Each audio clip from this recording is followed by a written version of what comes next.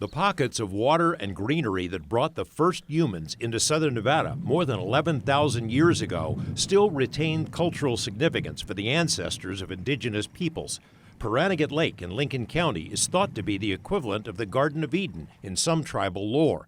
In a few special places here and there in the desert, it's possible to look back through the centuries and get a glimpse of what life was like before Nevada existed. Well, now where's our Pahranagat man? Self-described desert rat and journalist Ken Lane has investigated petroglyphs all over the Southwest, but was pretty excited about this particular outing. There's a little guy. To see some of the most impressive and mysterious rock art anywhere.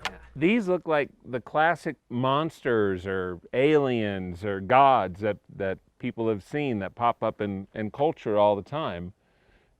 But the Lincoln County Pahranagat men are also in the place where our mythology of the aliens are. Some of the images etched into rock speak for themselves. They depict the game animals that were hunted by the nomadic family groups that periodically camped here because of the water and food sources. But other images are anyone's guess. Something coming out of the water? A celestial event?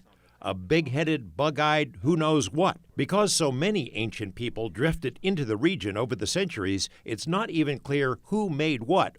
And those would be the ancestors of the modern-day Shoshone and Paiute area. This single panel showing what appears to be an extended family must have been carved during many visits over several years. The existence of the petroglyphs is evidence that these were special, maybe even sacred places. Shaman's Knob atop the Mount Irish site has an astonishing concentration of rock art, including the best-known depiction of the namesake figure, Pahranagat Man himself. Because it's public range, it falls to the BLM to protect and preserve these irreplaceable artifacts. What do they say? Art is in the eye of the beholder.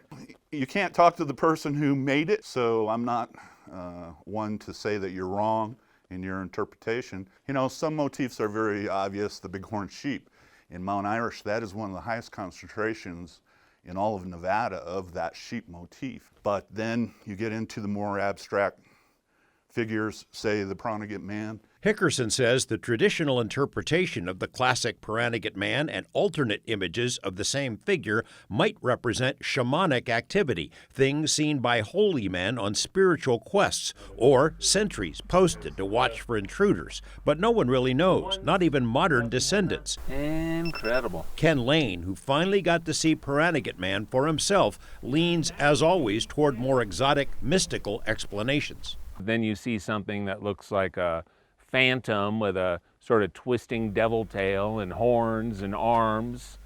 That is not any wildlife we currently have. Pahranagat Man is one specific kind of character, and it is not found anywhere else except in Lincoln County in a couple of sites.